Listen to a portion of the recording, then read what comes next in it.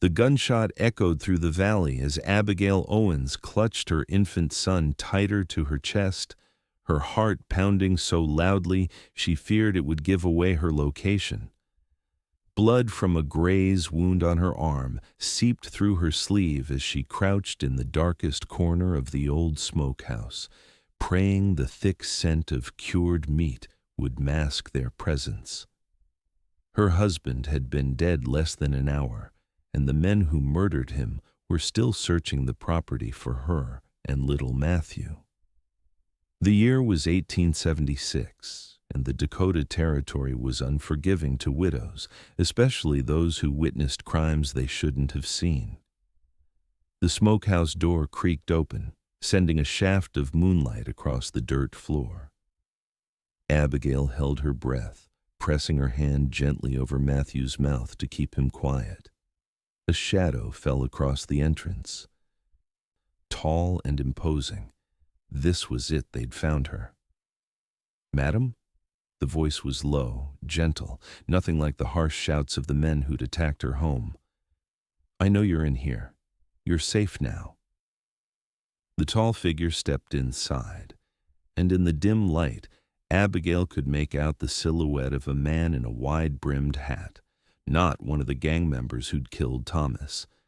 This man moved differently, cautiously, respectfully. "Name's Victor Irving.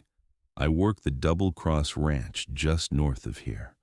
Heard the commotion and came riding. Those men are gone now. You're safe." Abigail didn't move. She'd trusted men before, and Thomas had ended up face down in their front yard with 3 bullets in his back.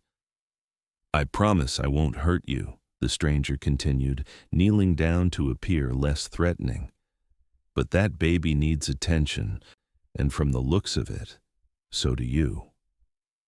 A small whimper escaped from Matthew, and Abigail realized she couldn't stay hidden forever. Her arm throbbed. Her milk would soon dry up if she didn't eat, and little Matthew deserved better than dying in a smokehouse with his mother. "How do I know I can trust you?" she whispered, her voice cracking. The cowboy removed his hat, revealing a face weathered by sun but kind around the eyes. "You don't. But I give you my word as a man that I mean no harm to you or your child. My mother raised me better than that." There was something in his voice, a steadiness, an honesty that made Abigail want to believe him. Slowly she stood, legs trembling beneath her worn calico dress. Matthew fussed against her chest, his tiny face red with exhaustion.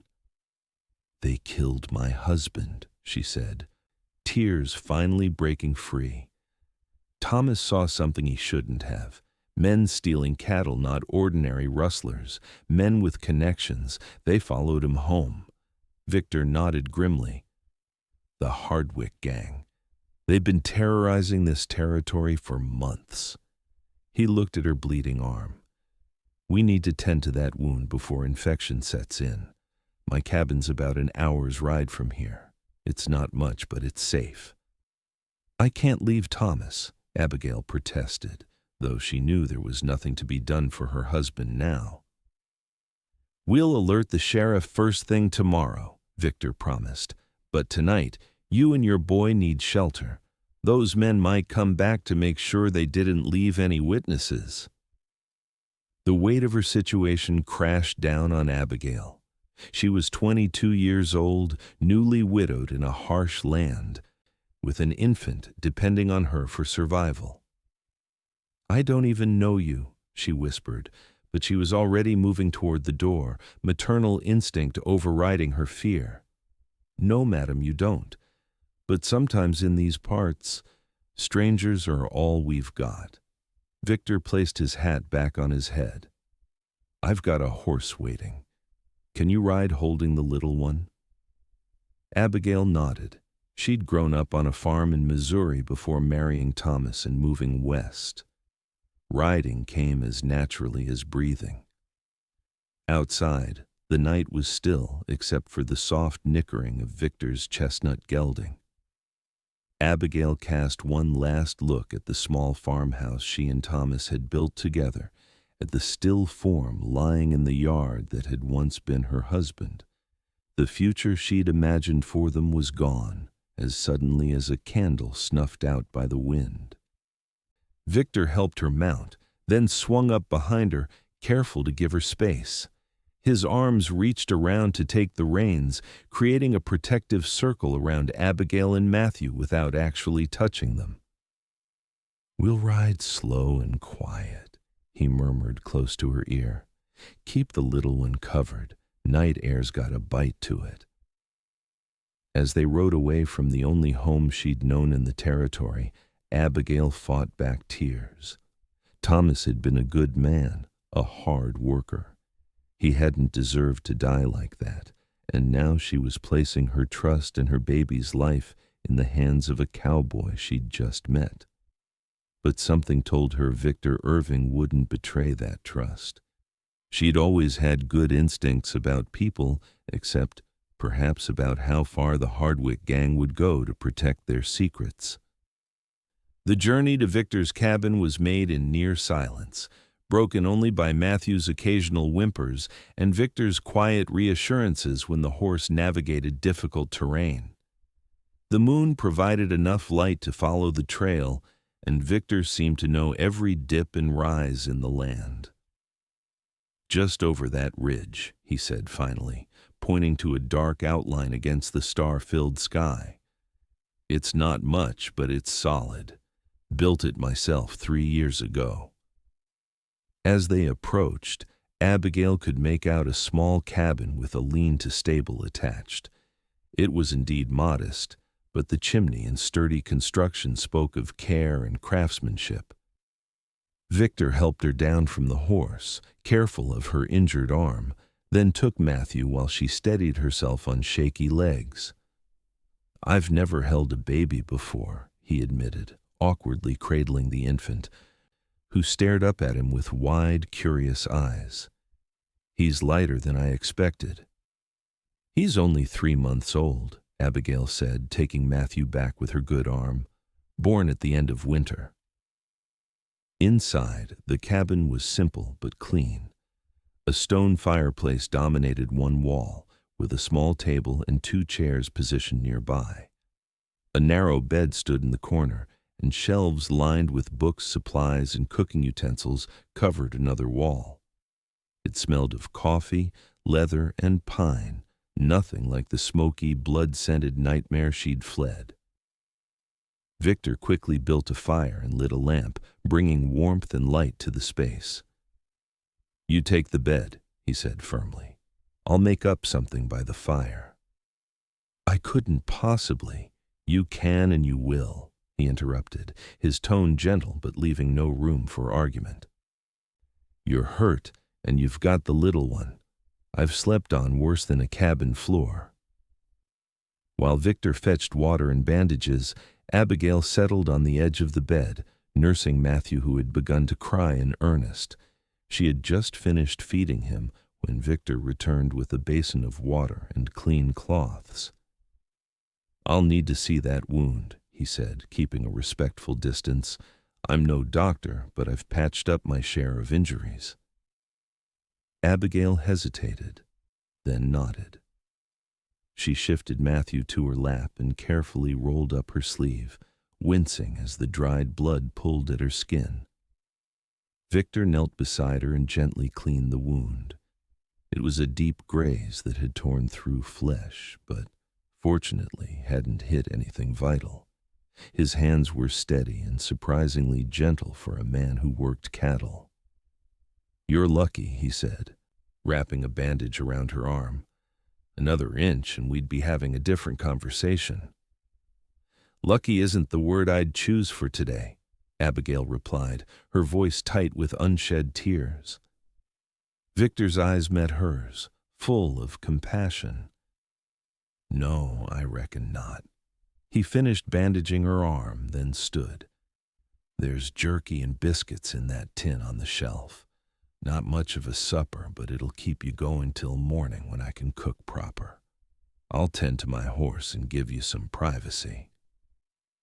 When he returned, Abigail had managed to eat a little and change Matthew using spare cloth she found in her hastily packed bag. The baby was now sleeping peacefully on the bed, surrounded by pillows to keep him from rolling. "Thank you," she said simply as Victor entered. "For everything." He shrugged, removing his hat and hanging it on a peg by the door. "Anyone would have done the same." "No," Abigail said, shaking her head. "They wouldn't have. Most would have ridden the other way when they heard gunfire." Victor didn't argue. Instead, he said, "We should reach town by midday tomorrow. Sheriff Hollister is a good man. He'll help you." "And if he doesn't?" Abigail asked, voicing her greatest fear. "The Hardwicks have money and influence. I've heard stories." "Then we'll find another way," Victor promised. He laid out his bedroll near the fire and sat down to remove his boots. "Get some rest, Mrs. I just realized I don't know your name." "Owens, Abigail Owens, and this is Matthew." She gently touched her son's cheek. "What will happen to us, Mr. Irving?" "Victor," he corrected, "and I don't rightly know, but you won't face it alone. That much I can promise." Exhaustion finally overtook Abigail, and she lay down beside her son, too tired to even remove her shoes. The last thing she saw before sleep claimed her was Victor sitting by the fire, his profile illuminated by the flames, a guardian watching over them through the long night. Dawn came with the sound of coffee percolating and the scent of frying bacon. Abigail opened her eyes, momentarily disoriented by the unfamiliar surroundings. Then memory crashed over her. Thomas dead, the farmhouse abandoned, the desperate flight with a stranger. She sat up quickly, checking on Matthew, who was still asleep beside her. Victor stood at the small stove, his back to her. He'd changed his shirt and combed his dark hair, though it still curled slightly at the nape of his neck. "Morning," he said without turning. "Hope the smell of breakfast didn't wake you. Figured you could use the sleep." Abigail ran a hand through her tangled auburn hair, suddenly conscious of her appearance. "No, thank you. For cooking." "It's nothing fancy. Bacon, eggs, and some Johnny cakes. Coffee's ready if you want it." She stood, adjusting her rumpled dress and checking her bandage. The wound throbbed but didn't appear to be bleeding through the wrapping. "How's the arm?" Victor asked, finally turning to face her. In the daylight, she could see him clearly for the first time. He was younger than she'd initially thought, perhaps 28 or 30, with clear gray eyes and a straight nose that had been broken at least once. His face was tanned and lean, with the beginnings of lines around his eyes from squinting in the sun. "It hurts." "But I'll manage," she replied, reaching for the cup of coffee he offered. "We'll have the doctor in Dry Creek look at it. Should reach town in a few hours." Victor dished up food onto 2 tin plates. "Best eat while it's hot. You'll need your strength." They ate in companionable silence, Abigail surprised by her own appetite after the horrors of the previous day. Matthew woke just as they finished, his hungry cries filling the small cabin. "I'll step outside," Victor said immediately, grabbing his hat. "Take your time." While Abigail fed her son, she considered her options, none of which seemed promising. She had no family in the territory, very little money, and a baby to care for. Even if the sheriff believed her account of the murder, the Hardwicks might still come after her. And if the sheriff was in their pocket, as many officials were rumored to be, she would be in even greater danger. When Victor returned, she had made up her mind. "I can't go to Dry Creek," she announced. Victor paused in the doorway. "Why not?" "If the Hardwicks have as much influence as people say, it won't be safe." I need to get farther away, maybe to Montana or even back east to my family in Missouri."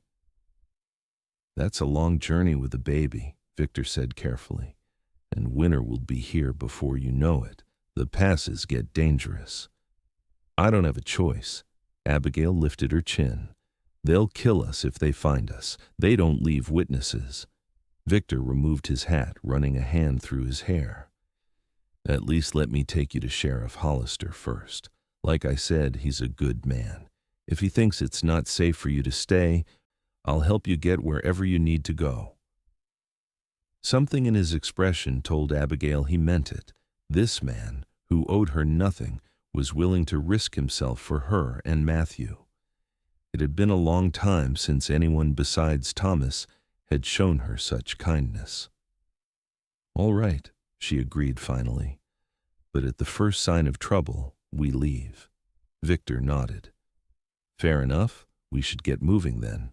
The longer we stay in one place, the easier we are to find." He helped her gather her few belongings and secure Matthew in a makeshift sling that would keep him protected during the ride.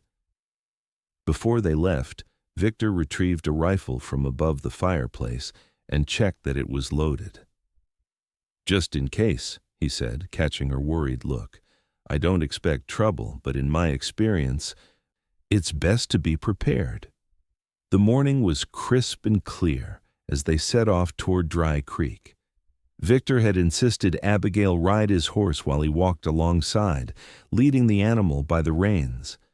Matthew slept against her chest, lulled by the gentle swaying motion. "You said you work at the Double Cross," Abigail said after they'd been traveling for some time. "Won't they be missing you?" "I've got a few days coming to me," Victor replied. "Foreman knows I sometimes take off to hunt or fish. They won't think anything of it for a while." "And when they do?" Victor shrugged. "I'll cross that bridge when I come to it." They fell silent again, each lost in their own thoughts. The landscape around them was beautiful in its rugged way, rolling hills covered in prairie grass, stands of cottonwood trees along the creek beds, and in the distance, the outline of mountains against the blue sky. It was hard to reconcile such beauty with the violence that had upended Abigail's life. As they approached a bend in the trail, Victor suddenly tensed, raising a hand for Abigail to stop. "What is it?" she whispered, heart hammering. "Riders coming." He squinted into the distance, 3 of them, moving fast. "The Hardwicks." Fear gripped Abigail's throat. "Can't tell yet, but we shouldn't take chances." Victor quickly led the horse off the trail into a dense grove of trees. "Stay here. Keep Matthew quiet. I'm going to see who it is." "Don't leave us," Abigail pleaded, reaching for his arm. "I'll be right back," he promised, his eyes meeting hers. "But if I'm not, if something happens, keep going north. There's a mission about 20 miles from here. Ask for Father Michael. He'll help you." Before she could protest further, Victor disappeared into the brush, moving with the silent efficiency of a man accustomed to the wilderness. Abigail sat rigid on the horse, one hand on Matthew's back, the other ready to cover his mouth if he should wake and cry. The sound of horses grew louder, then voices carried on the windmen laughing, their tones harsh and triumphant. Abigail couldn't make out the words, but the cadence sent a chill through her. These were not friendly travelers. Minutes stretched like hours as she waited, every rustle in the undergrowth making her jump. Finally, when she thought she couldn't bear the tension any longer, Victor reappeared, his expression grim. "It's them," he confirmed. "Reed Hardwick and 2 of his men. They're heading toward your farm." "They'll know we're gone," Abigail whispered, terror making her voice shake. "Yes, but they won't know where, and they'll have to pick up our trail first." Victor took the reins again. "We need to change course. We'll skirt around Dry Creek, head straight for the Double Cross, My foreman, Jake Sullivan, fought in the war. He won't be intimidated by the Hardwicks. Are you sure we'll be welcome? With a woman and baby?" Victor's mouth curved in a slight smile. "Mrs. Sullivan runs the house. She's been after Jake to let some of the hands bring wives out to the ranch for years. Says it would civilize the place. She'll be delighted to have you, even temporarily." The detour added several hours to their journey.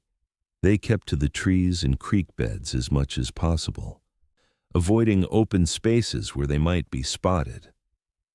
By the time the ranch buildings came into view in the late afternoon, both Abigail and Victor were exhausted, and Matthew was fussing continuously, hungry and uncomfortable. The double cross was larger than Abigail had expected. A sprawling main house, bunkhouse, barn, and various outbuildings spread across a gentle slope above a creek. Cattle grazed in the distance, and smoke rose from several chimneys. "Home sweet home," Victor said, a note of pride in his voice, "at least for now." A woman emerged from the main house as they approached, shading her eyes against the setting sun. She was plump and middle-aged, with graying hair pinned in a neat bun. "Victor Irving, where have you been?" she called, her tone scolding but affectionate. "Jake's had men out looking for—" She stopped abruptly, noticing Abigail and the baby. "Well, now, what's this?" "Mrs. Sullivan, this is Mrs. Owens and her son Matthew," Victor said formally. "They're in need of sanctuary. Mrs. Owens, this is Mabel Sullivan, the finest cook in the territory and wife to the meanest foreman." Mabel's expression softened as she took in Abigail's bandaged arm and exhausted face. "Sanctuary, is it? Well, you've come to the right place, dear. The Double Cross has sheltered more than its share of folks in trouble." She moved forward to help Abigail down from the horse. "Let's get you and the little one inside. You look dead on your feet." Victor handed the reins to a young stable boy who had appeared. "Where's Jake? I need to speak with him right away." "In his office, going over the books," Mabel replied. "And in a foul mood about it, too. He hates figures almost as much as he hates being told what to do, which means you're in for a tongue-lashing, Victor Irving." "Wouldn't be the first time," Victor said with a wry smile. He turned to Abigail. "Go with Mrs. Sullivan. Get some rest. I'll explain everything to Jake." Abigail wanted to thank him, to say something that would convey her gratitude, but exhaustion had finally caught up with her.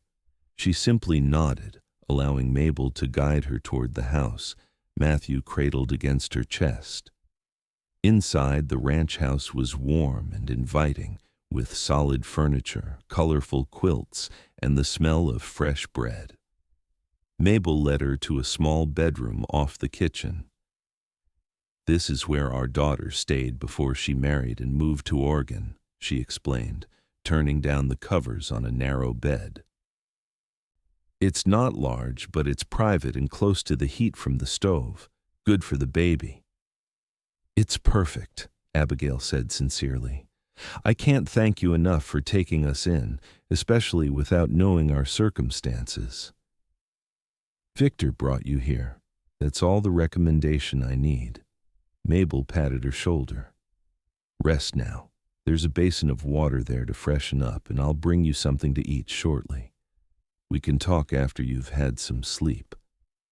Left alone, Abigail changed Matthew's wrappings and nursed him, marveling at how peacefully he slept afterward, unaware of how drastically their lives had changed in just 24 hours. She washed her face and hands, wincing as she jostled her injured arm, then lay down beside her son, intending only to rest for a moment before eating. She woke hours later to darkness and the low murmur of voices from the kitchen. The smell of food made her stomach growl, reminding her that she had eaten very little all day. Matthew still slept, so she carefully tucked blankets around him and slipped out of the room. Victor sat at the kitchen table with an older man who could only be Jake Sullivan, tall and weathered, with a thick gray mustache and piercing blue eyes. They both stood when she entered. "Mrs. Owens," Jake said, his voice gruff but not unkind. "Vic here's been filling me in on your situation. I want you to know you're welcome at the Double Cross for as long as you need." "Thank you, Mr. Sullivan," Abigail replied, genuinely touched. "I don't want to bring trouble to your door." "Trouble's been knocking for years," Jake said with a dismissive wave. "The Hardwicks have been trying to push smaller ranchers out since they arrived in the territory. They don't scare me." Mabel bustled over with a plate of stew and fresh bread. "Sit and eat, dear. You look famished." As Abigail ate, Victor and Jake continued their discussion, now including her in their plans. "I sent 2 men into town to talk to Sheriff Hollister," Jake explained. "They'll be discreet, just gathering information about what the Hardwicks are saying about your husband's death. Hollister's essentially honest, but he's also practical. If he thinks going against the Hardwicks will cause more trouble than it's worth, he might look the other way." "Then what?" Abigail asked, her food suddenly tasteless despite her hunger. "Then we find another solution," Victor said firmly. "But first, we need to know where things stand." "In the meantime," Mabel interjected, "you'll stay here where it's safe. The hands know to keep quiet about visitors, and none of the Hardwicks would dare trespass on Double Cross land." Abigail looked around at these people, virtual strangers who were risking themselves for her and Matthew. "I don't know how I'll ever repay your kindness." "You can start by finishing that stew," Mabel said with a maternal smile. "Can't have you wasting away. Babies need strong mothers." Later, after Mabel and Jake had retired, Abigail found herself alone with Victor in the kitchen. He sat cleaning his rifle, his movements methodical and practiced. "How are you holding up?" he asked, not looking up from his task. "I'm not sure," she admitted. "Everything happened so fast. Yesterday morning, Thomas was alive, and we were planning to build a proper bedroom for Matthew once the harvest was in. Now," her voice caught, "now I don't even know if I'll ever be able to give my son a proper home." Victor set the rifle aside and finally met her eyes. "You will. I promise you that. You can't know that." "No, but I believe it, and sometimes belief is all we have to go on out here." He hesitated, then added, "I lost my parents when I was 16. Influenza. Thought the world had ended. But I found my way. You will too." His quiet confidence steadied her, as it had since the moment he'd found her hiding in the smokehouse. "Thank you for saving us," she said softly.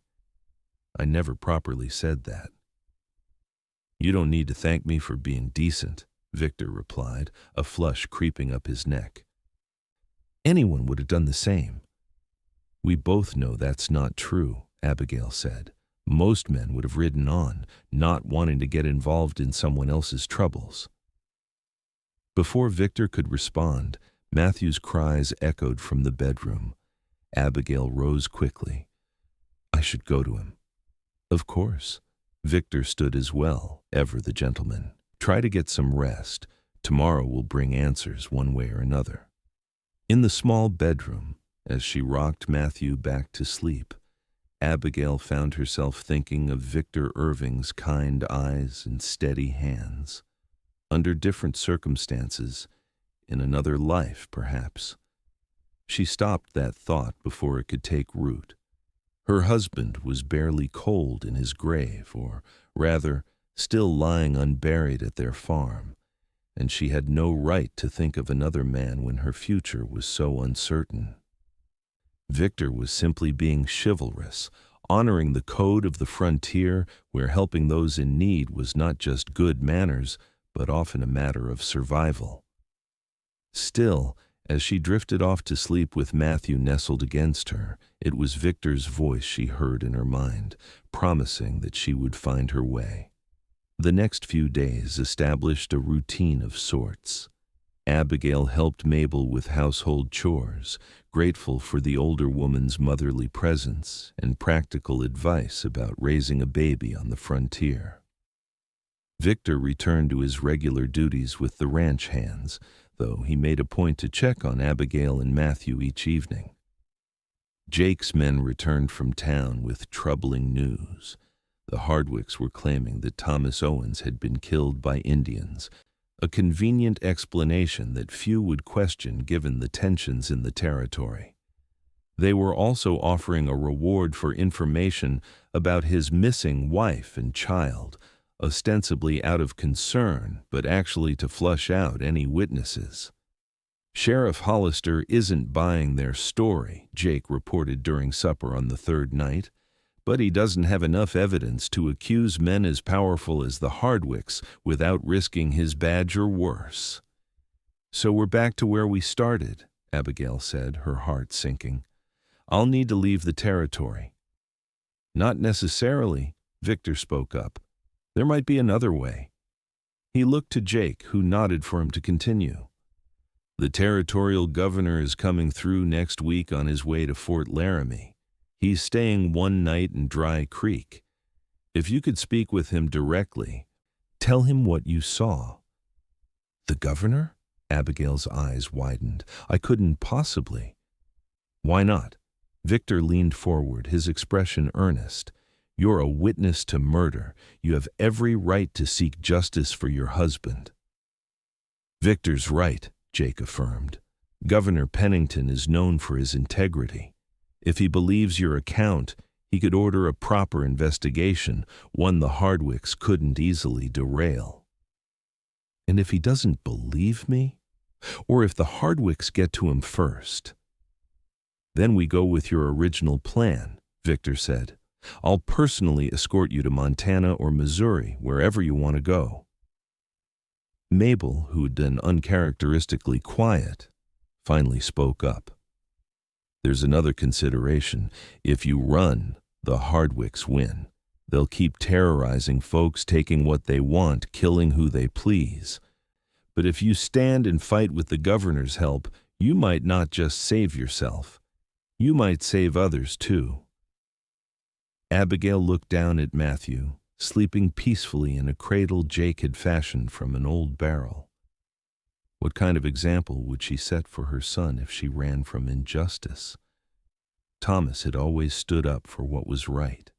It had cost him his life, but he would have wanted her to be brave. All right, she said finally. I'll speak to the governor. But how do we do it without the Hardwicks finding out? Jake and Victor exchanged looks. Leave that to us, Jake said. We've got a plan. The plan, it turned out, was both simple and risky. The governor would be staying at Dry Creek's only hotel. Victor would escort Abigail into town disguised as his sister, traveling to meet her husband. They would secure a room at the same hotel and request a private audience with the governor, claiming to have information about land disputes in the territory.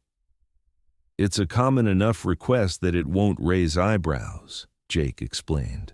The governor expects to hear grievances when he travels. That's part of his job. What about Matthew? Abigail asked, her primary concern always her son's safety. He'll stay here with me, Mabel said firmly. Safer that way. You'll only be gone one night, and I've raised 3 children of my own. The little one will be fine. The thought of leaving Matthew, even for a day, made Abigail's heart ache. But she knew Mabel was right. A baby would draw attention and complicate their already dangerous mission. Over the next few days, preparations were made. Mabel altered one of her daughter's old dresses to fit Abigail, and Jake provided a small revolver for her to carry, teaching her how to use it in the evenings after supper. I pray you never need this, he said gravely. watching her practice aiming at a tin can on a fence post. But if you do, don't hesitate. Shoot to kill, because they won't be aiming to wound. The night before they were to leave for Dry Creek, Abigail found it impossible to sleep. She sat in a rocking chair by the kitchen stove, Matthew cradled in her arms, memorizing his tiny features as if she might never see him again. Victor found her there just before dawn, coming in from his night watch shift. He paused in the doorway, hat in hand. "You should try to rest," he said softly. "Tomorrow will be demanding." "I know, She stroked Matthew's cheek. "I've never been apart from him, not for a minute since he was born." Victor moved to sit across from her, his eyes gentle in the dim light. "Mrs. Sullivan will guard him with her life, and I'll guard yours with mine." "I believe you will," Abigail said, surprised by how completely she trusted this man she'd known for less than a week. "But I still worry." "That's what mothers do, I reckon." Victor smiled slightly. "My ma used to say worrying was just love with nowhere to go." Abigail laughed softly at that.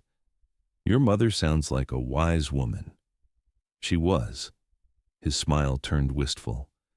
"She would have liked you, I think. Said she always knew I'd find someone strong when the time came." The implication of his words hung in the air between them. Abigail felt her cheeks warm, and she looked down at Matthew to hide her confusion. Victor cleared his throat. "I didn't mean, that is, I wasn't suggesting—" "I know," Abigail said quickly, saving him from his embarrassment. "It's all right."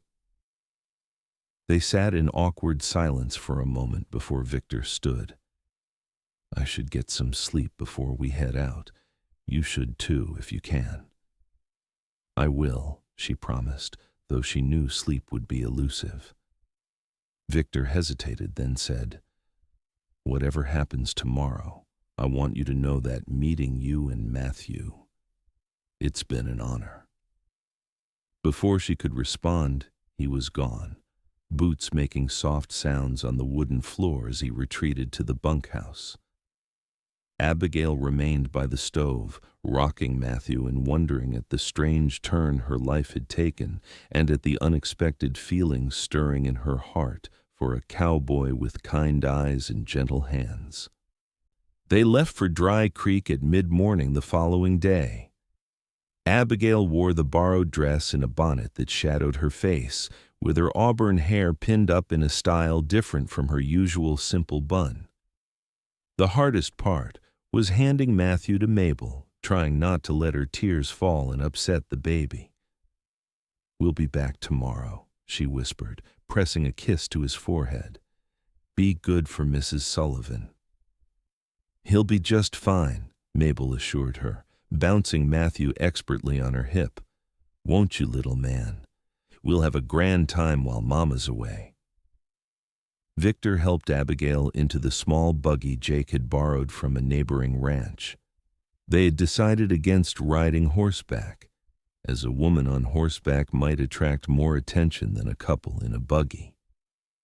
Victor wore his Sunday best, a clean black coat and string tie that transformed him from ranch hand to respectable gentleman. "Remember," Jake said, standing beside the buggy for final instructions, "keep to yourselves, get a room, rest, then request an audience with the governor for early evening. Don't venture out more than necessary. Plenty of Hardwick men drink at the Lucky Strike Saloon." "We'll be careful," Victor promised, taking the reins. The journey to Dry Creek took several hours. They traveled mostly in silence, each absorbed in their own thoughts about the risks ahead. As they approached the town, Abigail felt her anxiety rise. She had only visited Dry Creek a handful of times since moving to the territory with Thomas, and now she was returning as a widow in disguise, seeking justice that might never come. Dry Creek was a typical frontier town, one main street lined with false-fronted buildings, side streets with a mix of small houses and businesses, and a general sense of dusty impermanence that characterized so many western settlements.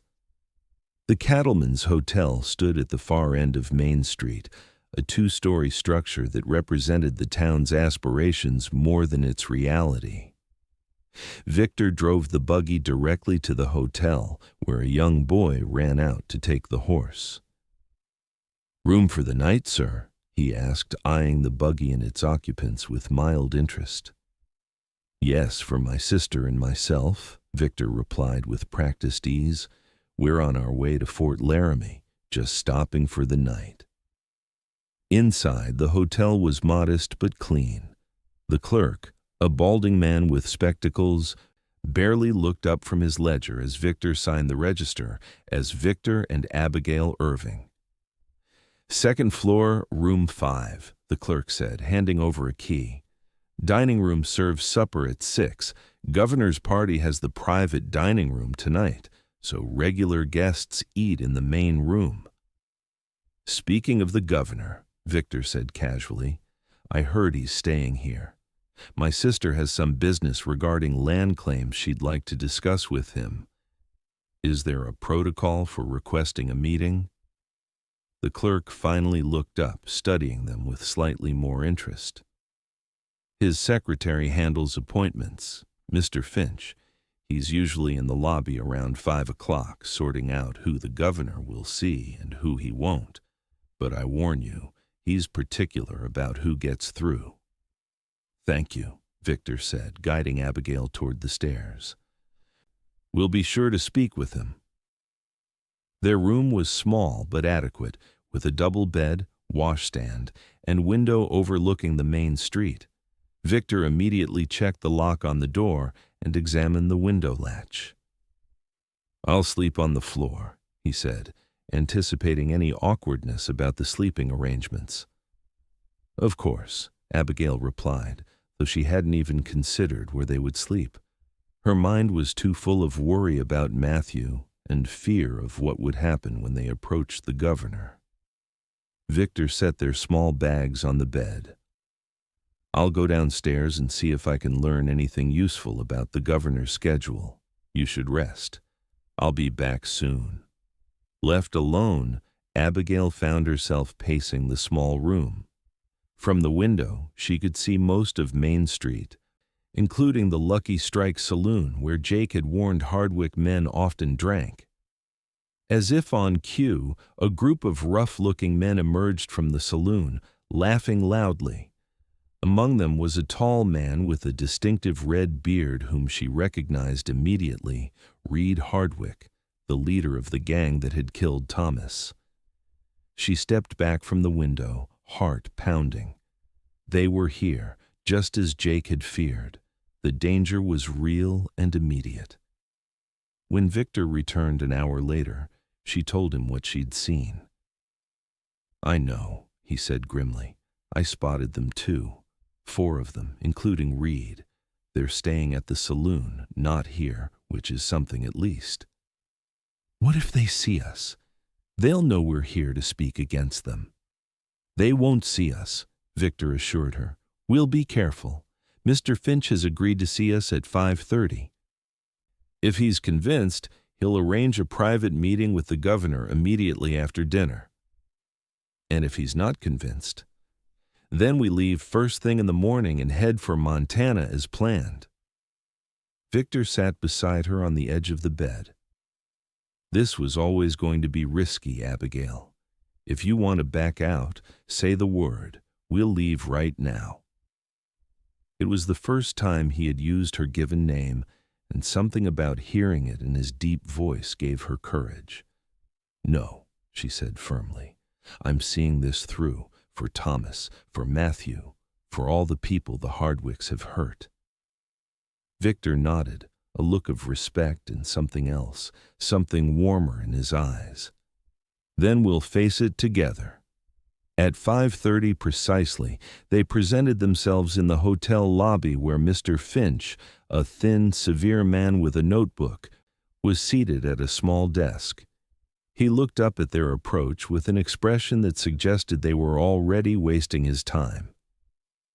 "Mr. and Miss Irving to see you, sir," Victor said politely, "regarding an appointment with Governor Pennington." "The governor's schedule is quite full," Finch replied without checking his book. "Perhaps you could state your business and I'll determine if it warrants his attention." Abigail stepped forward, lowering her voice. "It's regarding the Hardwick gang and a murder they committed 3 days ago, my husband's murder." Finch's eyebrows rose slightly. "I was under the impression you were Mr. Irving's sister." "A necessary deception," Victor explained. "Mrs. Owens is in danger. The Hardwicks are looking for her because she witnessed them killing her husband." Finch studied them for a long moment, then opened his notebook and made a notation. "The governor will see you at 8 o'clock.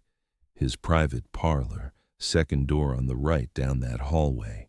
Be punctual and be brief. The governor is a busy man." "Thank you," Abigail said, relief washing over her.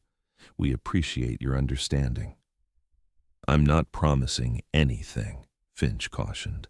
"The governor will listen, but what action he takes, if any, is entirely at his discretion." "That's all we ask," Victor said. "A fair hearing." They ate a quick dinner in the main dining room, both too nervous to have much appetite. Through the open door to the private dining room, they could glimpse the governor, a distinguished man with silver hair and a well-trimmed beard, surrounded by local dignitaries eager to impress him. At exactly 8 o'clock, they knocked on the door to the private parlor. The governor himself opened it, dismissing his secretary with a wave. "Come in, come in. Finch tells me you have a serious matter to discuss." Governor Pennington was more imposing up close, tall, and straight-backed despite his 60-some years, with intelligent eyes that missed nothing. He gestured for them to sit across from him in comfortable armchairs. "Now then," he said once they were settled, "Finch mentioned something about the Hardwicks and a murder. I'd like to hear the full story." Abigail took a deep breath and began, recounting everything from Thomas's discovery of the Hardwicks' illegal activities to the moment Victor found her hiding in the smokehouse. The governor listened without interruption, his expression growing grimmer as the tale unfolded. When she finished, he turned to Victor. "And you, sir, you corroborate this account?" "I do, Governor," Victor confirmed. "I found Mrs. Owens and her infant son hiding in the smokehouse, her husband dead in the yard, just as she described. The Hardwicks have been terrorizing small ranchers in the territory for months. This isn't the first time they've resorted to violence, just the most brazen." The governor stood and paced to the window, hands clasped behind his back. "I've heard rumors about the Hardwicks, of course. Complaints about cattle rustling, intimidation, pressure to sell land. But murder is a more serious charge.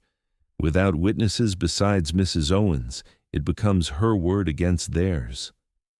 "My husband is dead," Abigail said, a flash of anger giving strength to her voice. "Isn't that evidence enough?"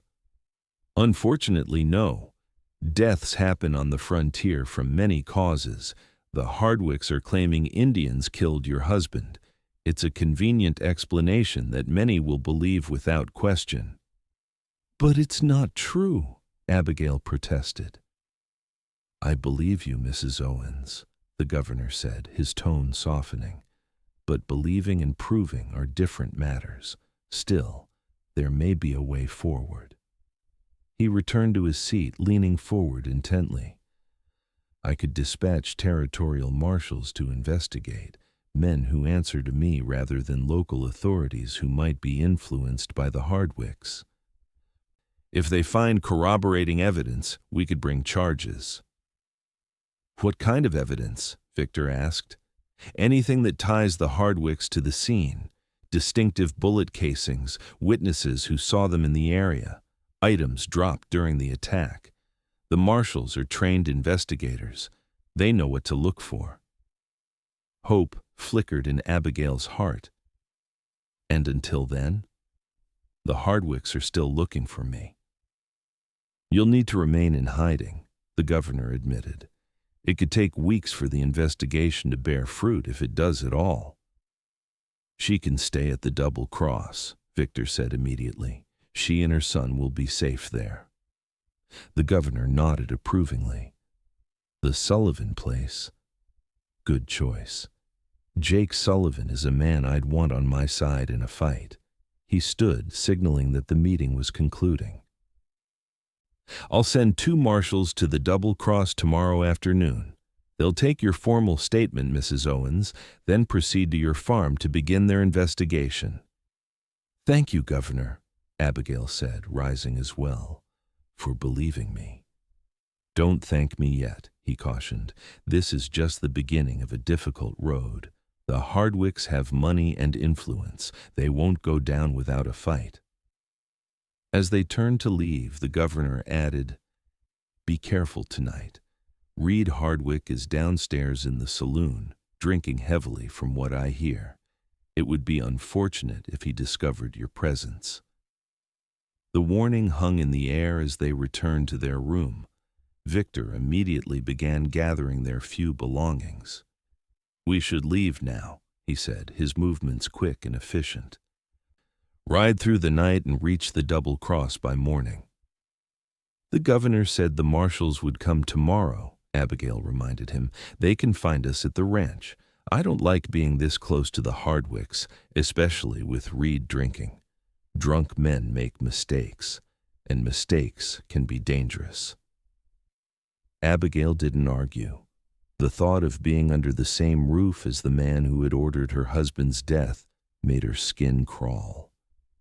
They packed quickly and moved quietly down the back stairs that led to the stable yard.